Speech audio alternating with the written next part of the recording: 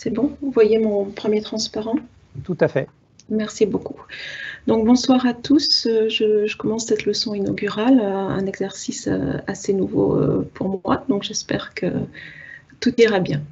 Alors, je vais commencer par me présenter, donc juste quelques mots. Si je retrouve ma souris, voilà.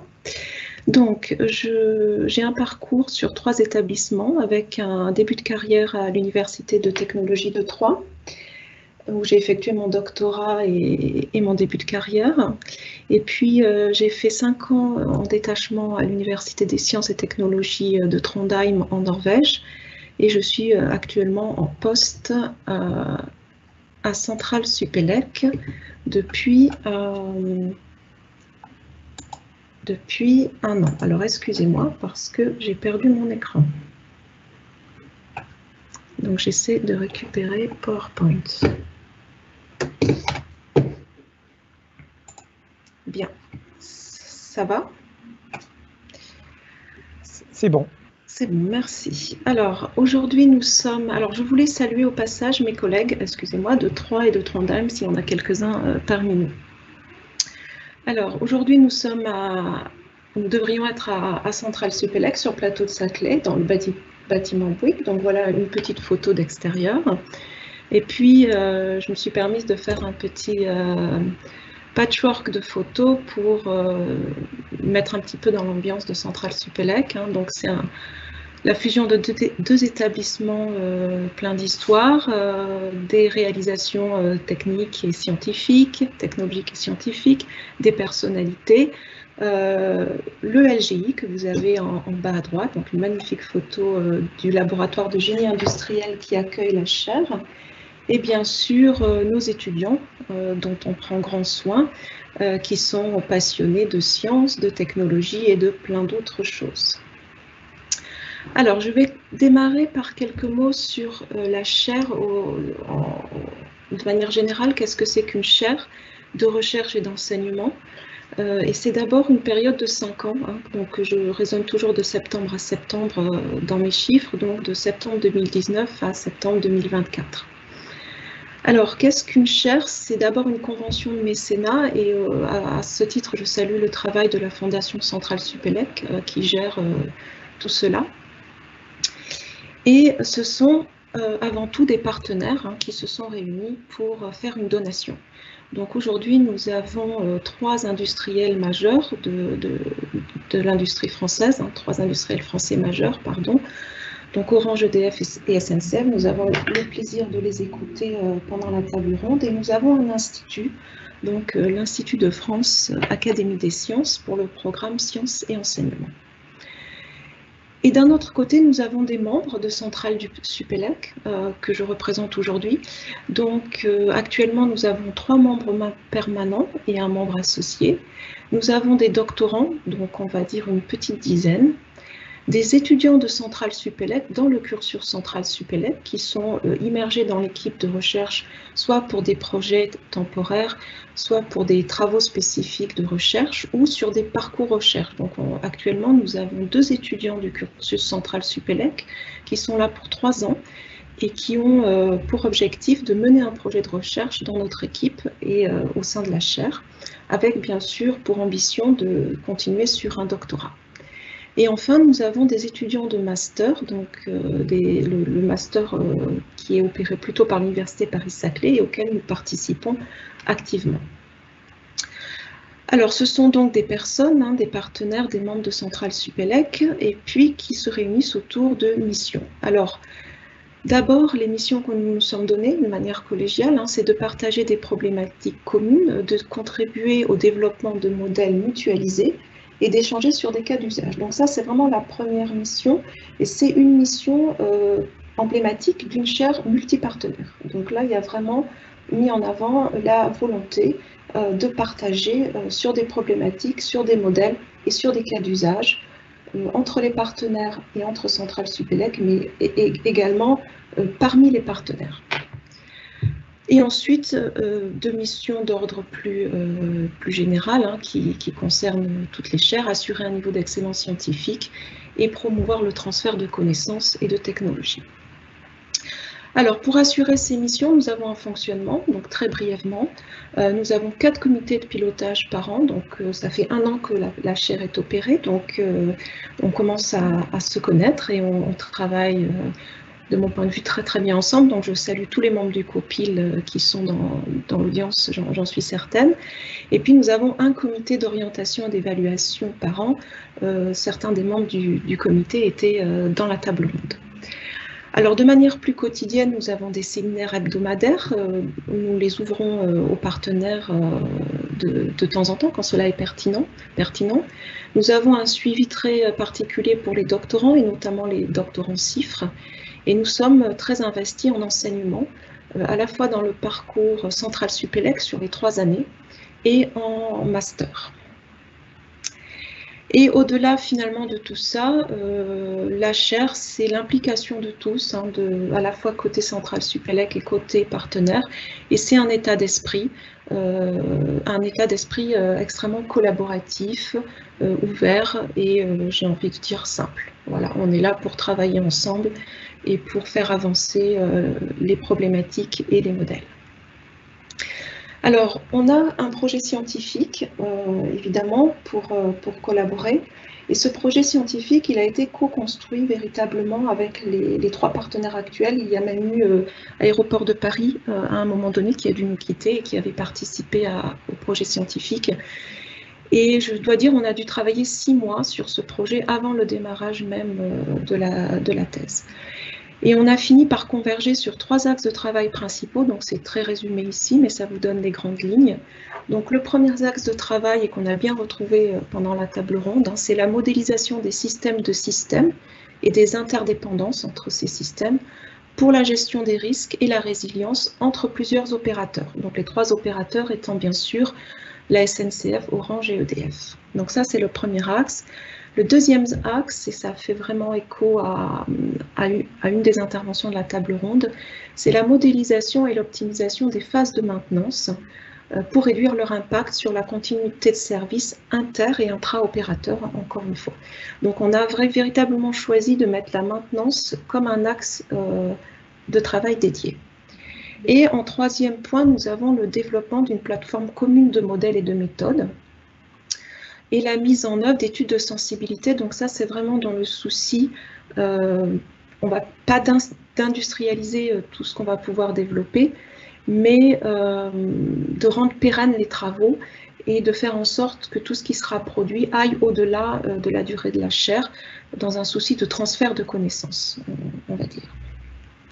Alors, maintenant, je vais parler plus spécifiquement du sujet, hein, de la chaire, risque et résilience des systèmes complexes, en donnant d'abord quelques définitions sur les 3 concepts qui nous intéressent. Et je vais commencer par les systèmes complexes. Donc, on en a déjà bien discuté. Donc, l'objectif ici, ce n'est pas du tout de donner une définition parfaite, hein, je ne l'ai pas. Je ne pense pas que ce soit normalisé, d'ailleurs. En revanche, je vais expliciter un petit peu ce que ça désigne pour nous et sous quel angle on voit les systèmes complexes et ce qu'on va essayer de modéliser et dans quel objectif. Donc, nous considérons que dans le cadre de cette chaire, ce sont des infrastructures critiques, donc on les a déjà citées pendant la table ronde. Ça veut dire d'abord un grand nombre de sous-systèmes de différentes natures. Donc des systèmes qui sont plutôt électriques, plutôt télécoms, plutôt mécaniques, automatisés, plus ou moins autonomes. Donc on a déjà une agrégation de sous-systèmes de différentes natures technologiques et techniques. Et ces différents sous-systèmes sont mis ensemble dans ce qu'on va appeler le système complexe, en fait. Et ils sont mis ensemble via des interactions qui sont non triviales. Donc c'est ce qu'on a évoqué aussi pendant la table ronde, donc des interactions qui ne vont pas être forcément linéaires et qui peuvent être à la fois déterministes ou aléatoires et qui vont devoir gérer différents niveaux d'autonomie également. Voilà, donc des interactions nombreuses et non triviales. Il y a un 3e point qui pour nous est très important et qu'on essaie de prendre en compte, c'est l'aspect dynamique, c'est-à-dire que les sous-systèmes et les interactions vont évoluer dans le temps Et donc, les modèles qu'on va pouvoir développer ne pourront pas être figés. Donc, il va falloir envisager la dimension temporelle. Alors, il y a un quatrième point qu'on reconnaît tout à fait, qui est le facteur humain et organisationnel, qui fait partie intégrante des systèmes complexes. Mais dans le cadre de cette chaire, on n'a pas l'ambition, en tout cas actuellement, de l'intégrer véritablement, tout simplement parce qu'on n'a pas les compétences dans l'équipe. Donc c'est quelque chose qu'on met de côté en étant conscient, évidemment. Donc on va borner les études et bien faire attention aux approximations qui sont faites dans ce cadre-là. Et au passage, je voudrais saluer le travail qui est effectué dans une autre chaire qui a été lancée il y a un an, FlecTech, sous la direction de Guy Boy, OLJ également, et qui s'intéresse particulièrement aux facteurs humains et organisationnels dans les systèmes complexes. Donc une chaire tout à fait complémentaire. Alors, pour terminer sur les systèmes complexes, ce que je voudrais finalement dire pour conclure, en tant que concept, et pour essayer de définir un peu l'objet, je voudrais souligner le fait que pour nous, la complexité n'est pas une notion binaire.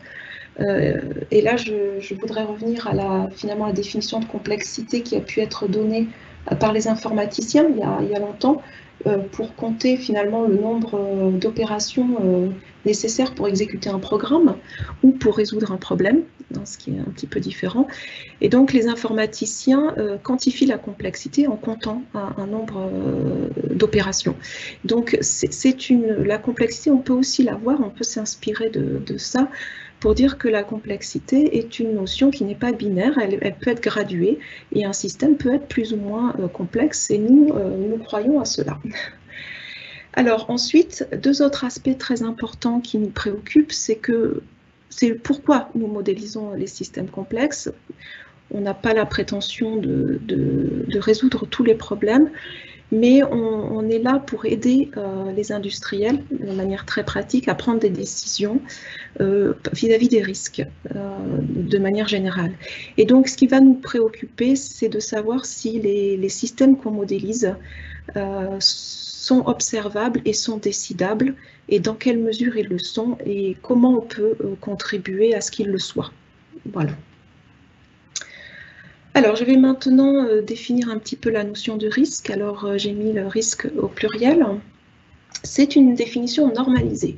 Donc, le risque, la notion de risque commence à être ancienne et très utilisée et normalisée. Donc, de manière très générale, le risque, c'est l'effet des incertitudes sur la réalisation des objectifs. Alors, en général, en sciences de l'ingénieur, on va considérer 4 facteurs. Un danger, sa probabilité d'occurrence, sa gravité et son acceptabilité. Donc ça reste une définition encore très générale qui peut être utilisée dans différents domaines, notamment en économie. Alors ici, dans le cadre de cette chaire, on va vraiment s'intéresser simplement à la probabilité qu'un système technique complexe ne remplisse pas sa fonction principale ou ses fonctions principales. Donc c'est assez cadré et on se limitera à ça dans un premier temps. Alors, on va s'intéresser au risque dans quel objectif, vis-à-vis de l'aide à la décision et vis-à-vis de la chaire multipartenaire. L'objectif, ça va être finalement de s'intéresser plus qu'au risque à la vulnérabilité et à essayer de comprendre finalement quels sont les événements initiateurs qui sont importants, quelles sont les défaillances qui sont causées par ces événements initiateurs. Donc ça peut être des défaillances intrinsèques, mais ça peut être des phénomènes climatiques. Comment les défaillances déclenchées par un événement initiateur vont se propager, quels vont être leurs effets, et notamment dans le cadre de cette chaire, comment les défaillances vont se propager entre systèmes. Voilà. Et in fine, quelles vont être les mesures de prévention que l'on va pouvoir préconiser vis-à-vis de l'aide à la décision. Donc la notion de risque, pour nous, est vraiment à rapprocher de la notion de vulnérabilité. Alors maintenant, le dernier point qu'il nous faut un petit peu cerner et définir, c'est la notion de résilience. Alors c'est une notion beaucoup plus récente que la notion de risque, elle n'est pas normalisée. Il existe plusieurs définitions, tout comme pour les systèmes complexes. Donc j'ai choisi aujourd'hui de regarder, de vous présenter celle-là, parce qu'elle convient bien au problème que nous avons. Donc c'est la capacité pour un système donné à surmonter les altérations causées par un ou plusieurs éléments perturbateurs, à retrouver son état initial ou son fonctionnement normal. Alors, pour nous, ça va vouloir dire deux choses, principalement la résilience. Ça va être comme sujet, minimiser les effets d'une panne ou d'un accident majeur. Et là, on va vraiment s'intéresser à plusieurs niveaux. On ne va pas regarder uniquement les accidents, les catastrophes majeures, mais ça peut être les pannes. Donc, on va aussi bien parler d'accidents majeurs que de problèmes de disponibilité. Donc, on va minimiser les effets d'une panne sur la disponibilité d'un système ou sur une catastrophe majeure d'un côté, et d'un autre côté, ce qu'on regarde, c'est minimiser le temps nécessaire pour remettre en service dans un état normal ou au moins acceptable. Donc il y a vraiment deux aspects, minimiser les effets de la panne et minimiser le temps nécessaire pour se remettre en service. Alors, pour nous, ce qui nous intéresse, encore une fois, en termes d'aide à la décision vis-à-vis des applications, c'est optimiser la résilience. Alors, qu'est-ce que ça veut dire optimiser la résilience? Ça va vouloir dire caractériser les états dégradés. Et là, on a vraiment des industriels qui nous disent on ne les connaît pas forcément. On connaît bien les états marche, panne ou neuf hors d'usage, mais tous les états intermédiaires ne sont pas forcément connus ni évidents à caractériser. Ça va vouloir dire comment développer des modèles ou des techniques, des méthodes qui permettent d'observer ces états dégradés et les détecter. Et ça veut dire aussi comment développer des modèles qui vont permettre de prédire l'évolution de ces dégradations, de ces états dégradés. Et in fine, on va regarder comment on va pouvoir optimiser les procédures de retour dans un état acceptable. Donc ça, c'est plutôt en correctif. Et on va également s'intéresser à l'optimisation de stratégies de maintenance préventive. À partir du moment où on connaît les états dégradés, leurs évolutions, on peut être en mesure aussi de faire du préventif. Voilà. Alors ça, c'était un petit peu pour cadrer les concepts et pour préciser quel était notre point de vue dans l'équipe. Et là, je vais prendre quelques minutes pour parler plus spécifiquement de modélisation des systèmes complexes pour la prévention des risques et l'optimisation de la résilience. Donc, je vais aller vite, mais l'objectif, c'est un petit peu de vous donner un aperçu et d'expliquer très rapidement qu'est-ce qu'on apporte du point de vue de notre communauté et de nos compétences. Alors, le point de vue de la communauté dit fiabiliste, alors qui est déjà une communauté multidisciplinaire, mais qui est quand même une communauté.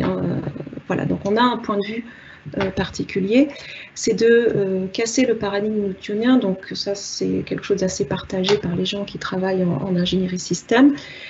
Et là, je vais citer Marvin Rosen dans son dernier livre sur System Reliability Theory.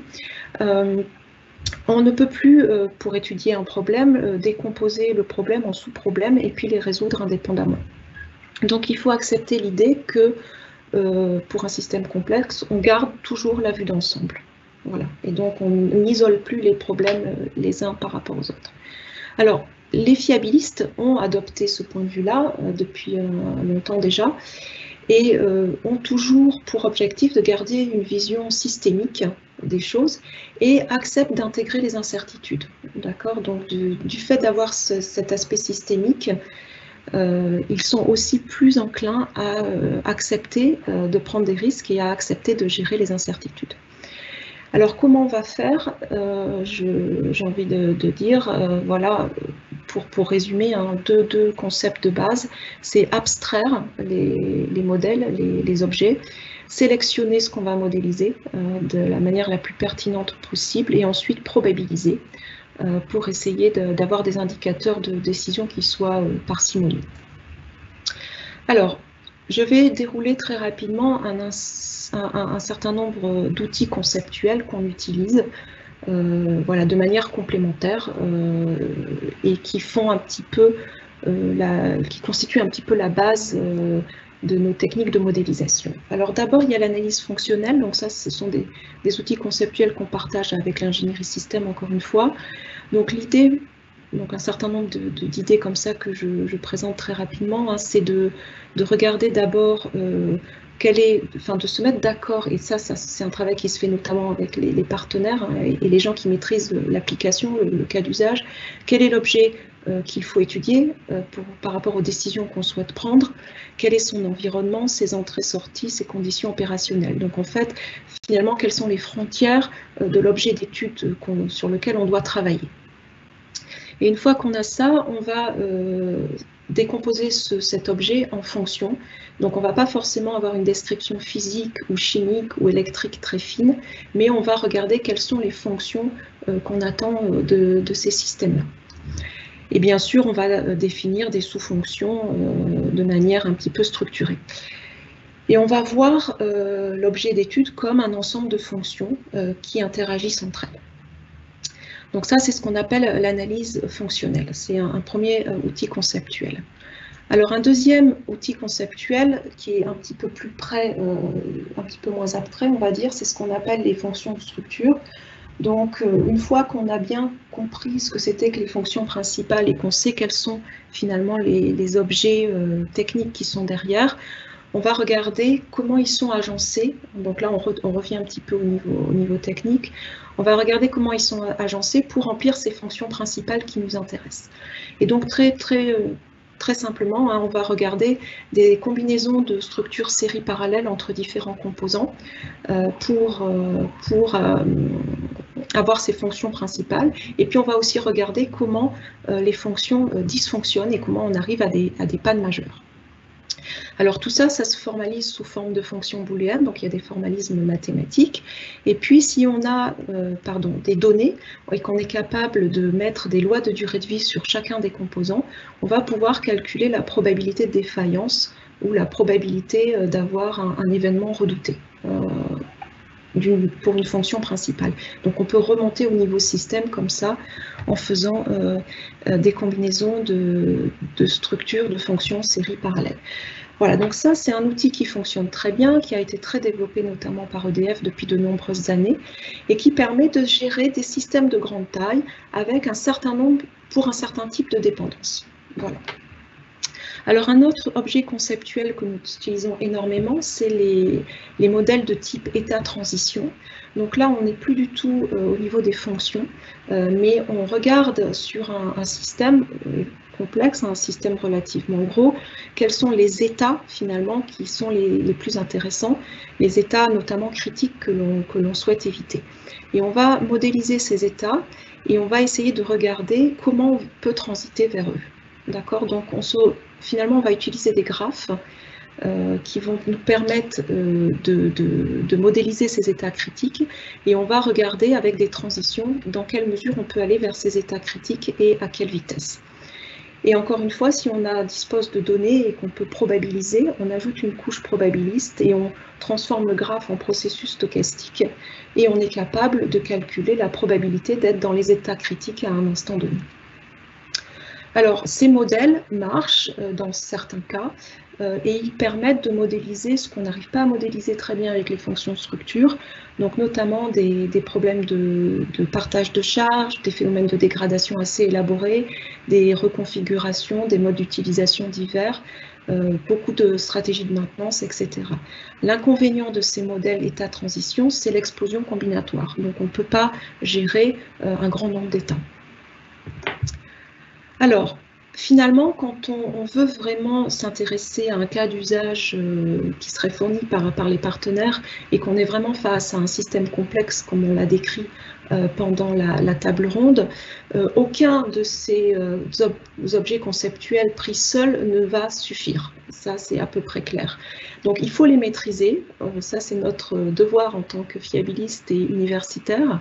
Mais ça ne suffira pas et il va falloir faire un gros travail de modélisation en interagissant avec les partenaires, avec les experts, les gens qui connaissent les applications, pour arriver à construire un métamodèle qui soit satisfaisant. Alors j'ai appelé ça simulation de scénario et je vais un petit peu m'expliquer. Donc qu'est-ce qui se fait en pratique? Si j'observe le travail qui est effectué au sein de la chaire depuis un an, et puis dans la littérature sur les systèmes complexes vus par les fiabilistes, c'est que finalement les objets conceptuels que j'ai décrits, qui sont des structures, des modèles état-transition, mais qui peuvent être aussi des modèles physiques, en général un petit peu simplifiés, tous ces modèles-là sont développés localement, donc à des échelles qui sont réduites et qui sont convenables pour ces modèles-là. Et ensuite, on va mettre en relation ces modèles dans une architecture qui est à un niveau supérieur et qui permettra d'atteindre le niveau système complexe. Et cette architecture, elle peut être très physique, c'est-à-dire très inspirée par la physique du système complexe qu'on est en train d'étudier, ou elle peut être très fonctionnelle, d'accord? Et là, je reviens à l'analyse fonctionnelle que j'ai expliquée en premier objet conceptuel. Et in fine, on obtient ce qu'on appelle un réseau, en général, pour les gens qui modélisent les systèmes complexes, voire un réseau de réseaux. Voilà. Donc on va avoir dans les nœuds des modèles ou des sous-modèles, et puis des arcs, qui sont les arcs du réseau, qui vont permettre de modéliser les interactions entre les différents modèles. Et une fois qu'on a ce réseau, eh bien, on va simuler un ensemble de scénarios pour calculer, alors pour nous, de notre point de vue, observer des scénarios possibles de défaillance et de propagation de défaillance. Alors, le premier point, je suis très prudente, le premier point, ça fait appel à un ensemble de techniques de modélisation matures, très multidisciplinaire. Donc là, je rejoins tout à fait Philippe Dufour dans sa vision multidisciplinaire. Donc, on a besoin de collecter comme ça un ensemble de modèles divers, mais qui sont actuellement assez matures. Les deux points suivants qui consistent à construire des réseaux et finalement à choisir les scénarios que l'on va simuler, de mon point de vue, sont des champs d'investigation beaucoup moins matures qu'on est en train de développer, et que dans le cadre de la chaire, on va développer au cas par cas, en étroite collaboration avec les partenaires, sur vraiment des approches ad hoc. Et j'y tiens parce que ça veut dire que la structure de la chaire et la qualité des interactions qu'on peut avoir avec les partenaires est fondamentale, à la fois pour vérifier et valider les modèles qu'on va proposer. Ça veut dire valider avec eux les hypothèses qu'on fait pour construire ces réseaux, et ensuite valider avec eux les algorithmes qu'on va utiliser pour faire les simulations et qu'on va optimiser en fonction des décisions qu'on va vouloir prendre in fine. On ne va pas simuler pour simuler tout ce qui est possible de simuler. Donc vraiment, les indicateurs de décision qui sont souhaités in fine par les partenaires sont fondamentaux, et il faut les cerner finement, et ça peut être également un travail en soi. Donc ça, ce sont vraiment des champs d'investigation. C'est là qu'est la difficulté, c'est là qu'est l'intérêt aussi, et c'est là qu'est la richesse de cette collaboration avec les partenaires. Voilà. Donc j'en ai fini. Alors oui, j'avais prévu sur ces aspects modélisation, quelles sont les perspectives aussi qu'on peut attendre et qui viennent d'autres disciplines. Donc je rejoins tout à fait encore Philippe Dufour sur l'aspect multidisciplinaire. On a beaucoup à apprendre du côté des statistiques et de l'analyse de données au sens général pour améliorer l'estimation des paramètres de nos modèles quand on a des modèles paramétriques, mais aussi pour apprendre les états dégradés, les détecter, d'accord? Et on a besoin de techniques d'apprentissage par transfert notamment parce que les phénomènes auxquels on s'intéresse sont des phénomènes de défaillance et heureusement des phénomènes rares. Et donc finalement, la plupart des données dont on dispose parlent d'un fonctionnement nominal. Donc toutes les techniques d'apprentissage un peu élaborées peuvent être tout à fait pertinentes pour nous. Il y a aussi les aspects simulation et métamodèle, puisque finalement, si on veut simuler beaucoup de scénarios de défaillance, eh bien ça prend du temps, et tout ce qui est métamodèle peut être tout à fait pertinent. En théorie de la complexité, plus du côté des mathématiciens, moi je m'intéresse particulièrement à ce qui se passe au niveau de l'étude de champ moyen, c'est-à-dire que finalement on va pouvoir utiliser nos modèles pour simuler et faire apparaître des indicateurs de performance, mais peut-être aussi identifier des propriétés génériques des modèles qu'on est en train de construire. Et puis, il y a la partie optimisation, donc j'ai parlé d'optimisation de la résilience. Eh bien, on a besoin de gens et on a besoin de nous de connaître les techniques d'optimisation qui existent et de les utiliser au mieux. Et là, je salue également certains membres de l'équipe qui sont experts dans ce domaine et qui s'intéressent actuellement à des problématiques d'optimisation robustes, donc en allant chercher le pire cas. Voilà. Alors, j'espère encore avoir un peu de temps pour parler des cas d'usage. Donc, j'avais prévu un dernier volet sur les cas d'usage pour vous donner une vue d'ensemble, encore une fois très rapide, des cas d'usage qui ont émergé depuis 1 an au sein de la chaire. Je pense qu'on peut prendre quelques minutes puisque nous n'avons pas beaucoup de questions. Du coup, j'incite les auditeurs à poser des questions sur le canal questions-réponses. Et donc, voilà, tu peux prendre quelques minutes et après, on prend les questions. D'accord, merci beaucoup. Alors, sur les cas d'usage, je vais commencer par la thèse qui a été évoquée pendant la table ronde. Donc, c'est la première thèse qui démarre sur la chaire. Et l'objectif, évidemment, c'est d'avoir une approche très haut niveau qui intègre les 3 partenaires. Alors, c'est Andrea Bellet qui est aux manettes, notre premier doctorant. Et on s'est mis d'accord, donc ensemble avec les partenaires, sur le fait qu'on allait regarder le réseau ferré comme le réseau client dans cette première étude. Et le risque, c'est le risque qu'une gare ne soit pas desservie à cause d'une défaillance du réseau électrique. Donc ça, c'est une première étude. Bien sûr, nous allons intégrer le risque d'une défaillance du réseau télécom. Alors ça, c'est juste une photographie de ce qui est fait actuellement. Donc là, vous avez le réseau ferré TGV français, avec en bleu les gares. Et superposé dessus en rose, le réseau d'alimentation électrique pour la traction des Michelin, des locomotives TGV. D'accord ? Donc là, on a très imbriqué, on voit tout de suite déjà, mais au niveau du réseau ferré physique, en fait, une dimension ferroviaire et une dimension distribution électrique. Donc, on est en train d'étudier ça assez finement, pour essayer de comprendre structurellement, en faisant une analyse structurelle, comment les sous-stations d'alimentation électrique pour les TGV sont reliées au caténaire, et y a-t-il des relations de redondance, comment vont se propager les défaillances à ce niveau-là entre les gares. Et ce qu'on regarde également, c'est comment, alors voilà, pardon, là j'avais mis un petit peu une illustration sur ces différentes sous-stations et la manière dont elles sont reliées sur une ligne type au réseau ferré. Alors, ce réseau-là, déjà très interconnecté, électrique et ferré, il est lui-même connecté à un autre réseau d'alimentation électrique plus général qu'on va mettre au-dessus. Et il sera aussi lui-même connecté à un réseau télécom qu'on va encore mettre par-dessus. Voilà. Alors, ce qu'on va faire, donc j'en ai parlé, un peu d'analyse fonctionnelle, on va faire un réseau in fine pour modéliser l'ensemble de ces éléments.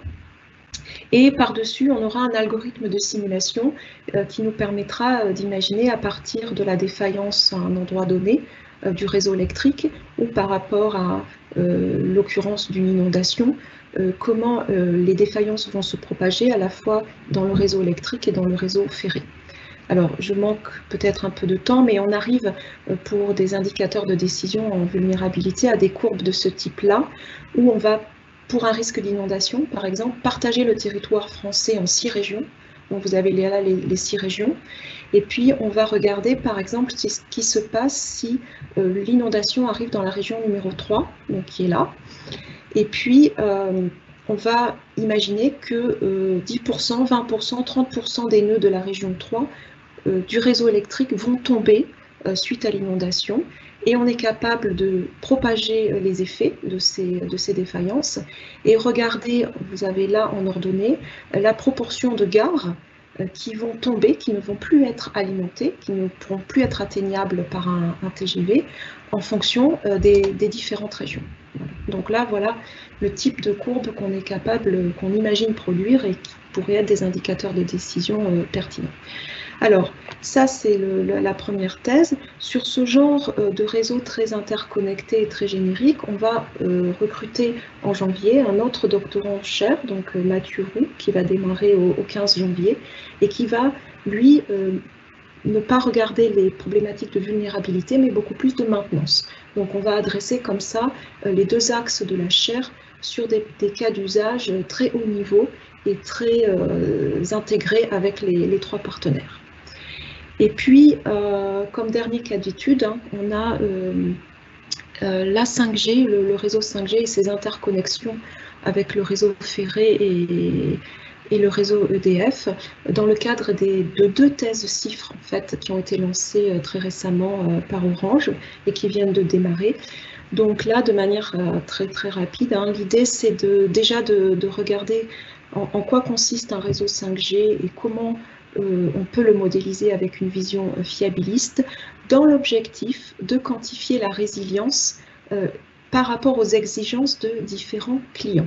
Hein, donc, l'idée, c'est qu'on va vraiment s'intéresser aux exigences que pourraient avoir des clients de différentes natures, hein, en l'occurrence EDF et la SNCF, quelles pourraient être les métriques qui vont permettre de caractériser leurs exigences et comment, finalement, Orange va devoir modéliser son réseau pour garantir que ces exigences de résilience seront respectées. Voilà. Donc, c'est Ruili qui va s'intéresser à cette problématique de résilience en particulier, avec 4 défis. Hein. Qu'est-ce que la résilience pour chaque client? Quelles sont les métriques? Comment modéliser un réseau 5G et comment le simuler? Et alors, dans le même temps, nous avons un autre doctorant, donc Khaled Sayad, qui lui va également évidemment s'intéresser à la problématique de modélisation du réseau 5G, mais il va vraiment mettre en avant le fait que ce réseau 5G est très interconnecté et les clients du réseau 5G sont très interconnectés eux-mêmes.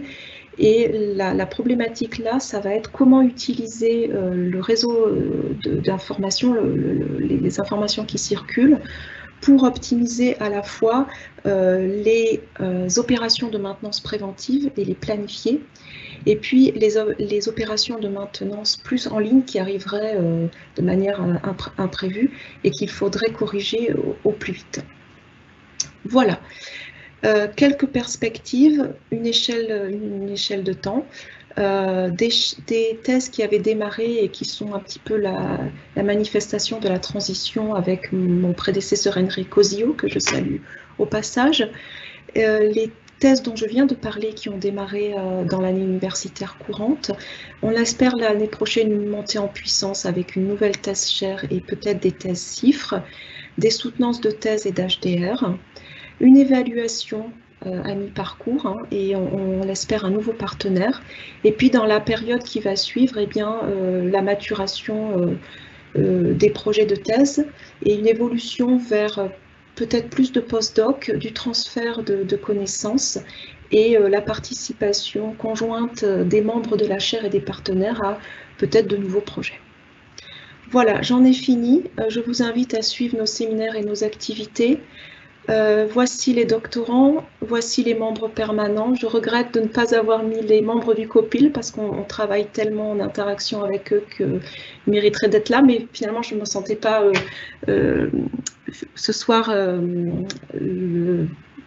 parler en leur nom, c'était plus l'équipe centrale Supélec, donc voilà, je n'ai pas pris la peine d'aller chercher leurs photos, mais j'aurais pu, voilà, donc je les salue au passage, hein, tous les membres du COPIL. Et je vous souhaite de très bonnes fêtes de fin d'année et je suis prête à répondre à toutes vos questions. Merci. Merci beaucoup, Anne, pour cette belle présentation. Je te propose même de revenir au transparent d'avant qui finit en chair et en os sur la chair de la chair. Et là, on voit bien ce que représente la chaire et ce qu'elle permet de couvrir en termes d'enseignants-chercheurs, enfin de chercheurs et d'enseignants-chercheurs. déjà, le premier témoignage a été celui de Sébastien Candel, qui, rappelons-le, était le président de l'Académie des sciences en 2019 et qui nous signale que le conseil scientifique du programme Sciences et Enseignement associant EDF Institut de France et l'Académie des sciences avait suivi le développement des travaux menés par Enrico Zio et son équipe depuis le début et avait apprécié les avancées scientifiques réalisées. Et nous ne manquerons pas de suivre les travaux engagés par Anne Barros dans ce nouveau cadre. Donc, tu es maintenant prévenu. Merci. Alors, j'ai une première question qui avait été posée par Pierre Dehombreux, qu'on connaît bien aussi au laboratoire génie industriel et qui est le doyen de la faculté polytechnique de l'université de Mons. Donc, bonsoir Pierre. Alors déjà, il te félicite pour cette chaire et il pose la question est-ce qu'il y a des collaborations avec d'autres centres de recherche, instituts européens dans le domaine des risques, et est-ce que tu serais prêt à ouvrir à des propositions de bourse de doctorat cofinancées pour des co-tutelles? Oui, bien sûr. Bien sûr, oui, oui. Je pense, l'année qui vient de passer, donc, ça fait 1 an hein, que je suis arrivée à Centrale Supélec et sur le projet, et l'année qui vient de passer a vraiment été dédiée au démarrage de la chaire et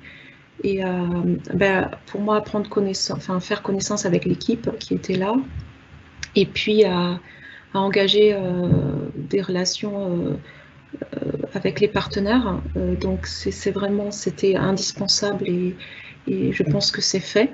Et donc, on peut effectivement considérer que l'année qui vient peut être beaucoup plus ouverte à l'extérieur et aux collaborations universitaires.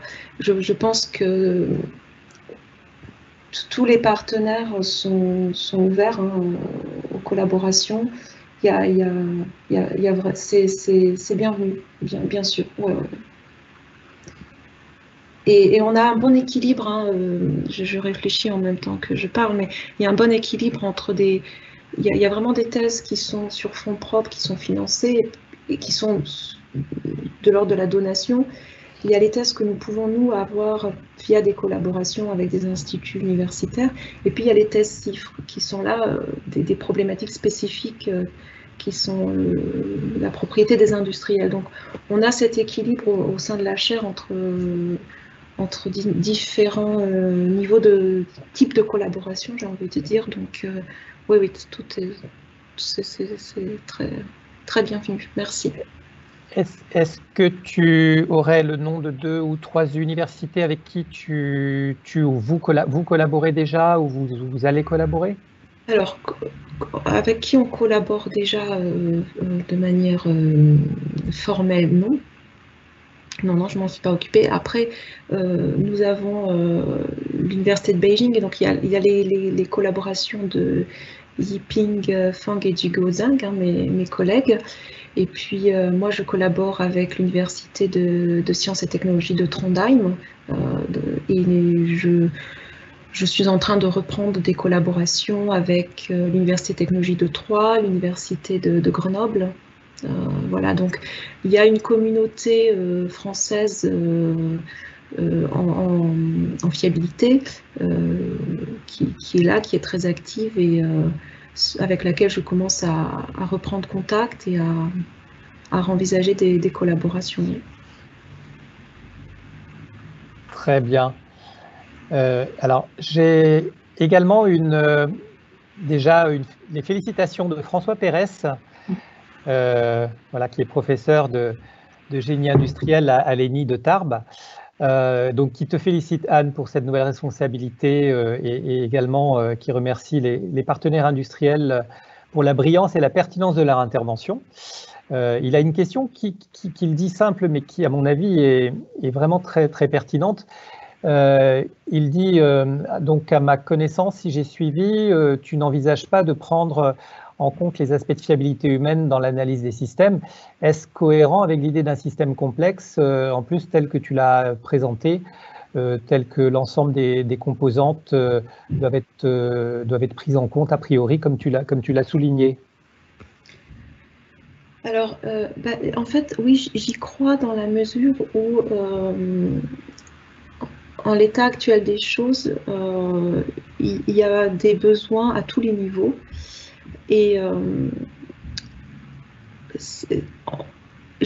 évidemment, quand on aura modélisé un réseau ferré, un réseau électrique et un réseau télécom techniquement, et qu'on en déduira des analyses de vulnérabilité, en négligeant le facteur humain, on va faire des erreurs. Ça, c'est sûr. Donc, ça sera une étude incomplète. Néanmoins, avant, il faudra faire l'étude technique. Donc, ce que je veux dire, c'est que ce qu'on fait, nous, au sein de la chaire, c'est une contribution. Voilà. Et on surveille de très près ce qui se passe sur l'intégration du facteur humain. On a de la chance, hein, on a une chaire dans le même laboratoire qui traite ces sujets-là. Donc, on se parle, hein, on discute.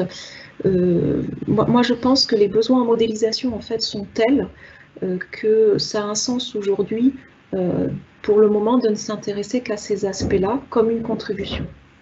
Voilà.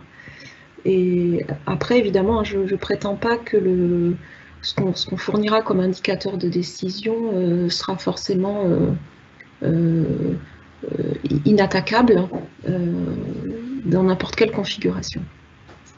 D'accord, je comprends qu'il y a déjà suffisamment de pain sur la planche et le facteur humain devra être intégré. Voilà. Voilà, et il peut l'être en parallèle, hein, je veux dire, c'est pas antinomique. Très bien. Alors, je vais te poser une dernière question. Donc, tu as présenté, je dirais, les aspects fondamentaux de la théorie des risques et de ton approche. Tu as aussi présenté un petit peu les défis présentés par les cas d'usage. Est-ce que tu pourrais citer un ou deux défis scientifiques au travers de ces cas d'usage? Tu l'as un petit peu plus dit sur les métriques de résilience pour la 5G et comment concevoir un réseau pour respecter cette résilience, mais sur les autres problématiques de modélisation des graphes, quels sont réellement les défis scientifiques, les algorithmes peut-être à développer?